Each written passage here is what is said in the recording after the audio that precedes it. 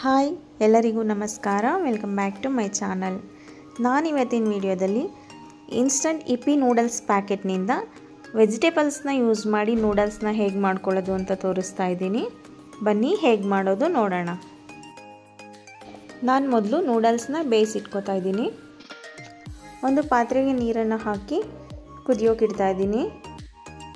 ನೀರು ಇವಾಗ ಕುದೀತಾ ಇದೆ. ಕುದೀತಾ ಇರೋ ನೀರಿಗೆ ಇಪ್ಪಿ ನೂಡಲ್ಸ್ನ ಸೇರಿಸ್ಕೊತಾ ಇದ್ದೀನಿ. ನೂಡಲ್ಸು ಬೇಗ ಬೆಂದೋಗ್ಬಿಡುತ್ತೆ. ಒಂದು 2ರಿಂದ 3 ನಿಮಿಷ ಒಳಗಡೆ ಬೇಯಿಸ್ಕೊಂಡ್ರೆ ಸಾಕಾಗುತ್ತೆ.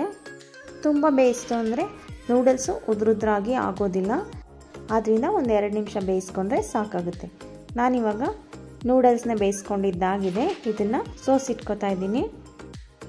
ಹಾಗೆ ಉದುರುದ್ರಾಗಿ ಆಗಬೇಕು ಅಂದರೆ ಜಾಸ್ತಿ ಬೇಯಿಸಬಾರ್ದು. ಅಕಸ್ಮಾತ್ ಬೇಯಿಸೋಕೆ ಗೊತ್ತಾಗಿಲ್ಲ ಅಂದರೆ ಬೇಯಿಸ್ಕೊಳ್ಳುವಾಗ ಒಂದು ಅರ್ಧ ಟೀ ಸ್ಪೂನ್ ಎಣ್ಣೆನ ಸೇರಿಸ್ಕೊಂಡ್ರೆ ನೂಡಲ್ಸು ಅಂಟೋದಿಲ್ಲ, ಉದುರುದ್ರಾಗಿರುತ್ತೆ. ಹಾಗೆ ಇನ್ನೊಂದು ಟಿಪ್ ಏನಪ್ಪ ಅಂದರೆ ಸೋಸ್ಕೊಂಡ ನಂತರ ನೂಡಲ್ಸ್ ಮೇಲೆ ಒಂದು ಅರ್ಧ ಗ್ಲಾಸ್ ತಣ್ಣೀರನ್ನ ಹಾಕೋದ್ರಿಂದ ಸಹ ನೂಡಲ್ಸು ಅಂಟೋದಿಲ್ಲ, ಉದುರುದ್ರಾಗಿ ಆಗಿರುತ್ತೆ.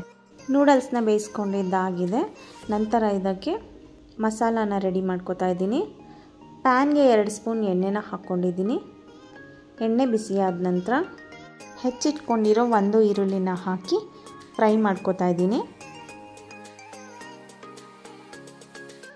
ಈರುಳ್ಳಿ ಸ್ವಲ್ಪ ಫ್ರೈ ಆದ ನಂತರ ಸಣ್ಣದಾಗಿ ಹೆಚ್ಚಿಟ್ಕೊಂಡಿರೋ 1 ಕಪ್ ಕ್ಯಾರೆಟ್, 1 ಕಪ್ ಬೀನ್ಸು, ಹಾಗೆ ಸಣ್ಣದಾಗಿ ಹೆಚ್ಚಿಟ್ಕೊಂಡಿರೋ 1 ಟೊಮ್ಯಾಟೊ ಇಷ್ಟನ್ನು ಹಾಕಿ ಒಂದು 2 ನಿಮಿಷ ಫ್ರೈ ಮಾಡ್ಕೋತಾ ಇದ್ದೀನಿ.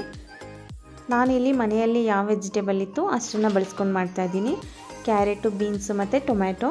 ನೀವು ಬೇಕು ಅಂದರೆ ಕ್ಯಾಪ್ಸಿಕಮ್ನ ಸಹ ಆ್ಯಡ್ ಮಾಡ್ಕೋಬೋದು. ಹಾಗೆ ಎಲೆಕೋಸು ಮತ್ತು ಹಸಿ ಬಟಾಣಿ ಇದ್ರೂ ಸಹ ಸೇರಿಸ್ಕೋಬೋದು. ಹಸಿ ಬಟಾಣಿ ಹಾಕಿದ್ರೆ ಮೊದಲೇ 1 ವಿಷಲ್ ಕೂಗಿಸ್ಕೊಂಡು ನಂತರ ಒಗ್ಗರಣೆಗೆ ಸೇರಿಸ್ಕೋಬೇಕು. ಇವಾಗ ವೆಜಿಟೇಬಲ್ಸ್ ಎಲ್ಲ ಎಣ್ಣೆಯಲ್ಲಿ 1-2 ನಿಮಿಷ ಫ್ರೈ ಮಾಡ್ಕೊಂಡಿದ್ದೀನಿ. ನಂತರ ಇದಕ್ಕೆ ರುಚಿಗೆ ತಕ್ಕಷ್ಟು ಉಪ್ಪನ್ನು ಸೇರಿಸ್ಕೊಂಡು ಮತ್ತೆ 1 ನಿಮಿಷ ಫ್ರೈ ಮಾಡ್ಕೋತಾ ಇದ್ದೀನಿ. ತುಂಬ ಏನು ಬೇಯಿಸಬೇಕಾಗಿಲ್ಲ. ವೆಜಿಟೇಬಲ್ಸ್ ಹಾಕಿದ ಮೇಲೆ ಒಂದು 3 ನಿಮಿಷ ಬೇಯಿಸ್ಕೊಂಡ್ರೆ ಸಾಕಾಗುತ್ತೆ. ಇವಾಗ ವೆಜಿಟೇಬಲ್ಸ್ ಎಲ್ಲ 1-3 ನಿಮಿಷ ಬೇಯಿಸ್ಕೊಂಡಿದ್ದೀನಿ.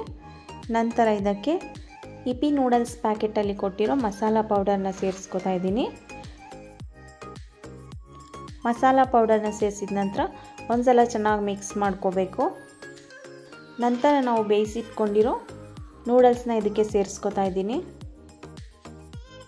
ಹಾಗೆ ಅರ್ಧ ಟೀ ಸ್ಪೂನ್ ಟೊಮ್ಯಾಟೊ ಸಾಸ್, ಅರ್ಧ ಟೀ ಸ್ಪೂನ್ ಸೋಯಾ ಸಾಸ್ ಎರಡನ್ನು ಹಾಕಿ ಒಂದ್ಸಲ ಚೆನ್ನಾಗಿ ಮಿಕ್ಸ್ ಮಾಡಿಕೊಂಡ್ರೆ ವೆಜಿಟೇಬಲ್ ಇಪ್ಪಿ ನೂಡಲ್ಸ್ ರೆಡಿ ಆಗುತ್ತೆ. ನಿಮಗೆಲ್ಲ ಈ ರೆಸಿಪಿ ಇಷ್ಟ ಆಗಿದ್ದರೆ ಪ್ಲೀಸ್ ಒಂದು ಲೈಕ್ ಕೊಡಿ, ಹಾಗೆ ಒಂದು ಕಮೆಂಟ್ ಮಾಡಿ, ಮತ್ತು ನಿಮ್ಮ ಫ್ಯಾಮಿಲಿ ಫ್ರೆಂಡ್ಸ್ಗೆಲ್ಲ ಶೇರ್ ಮಾಡಿ. Thank you.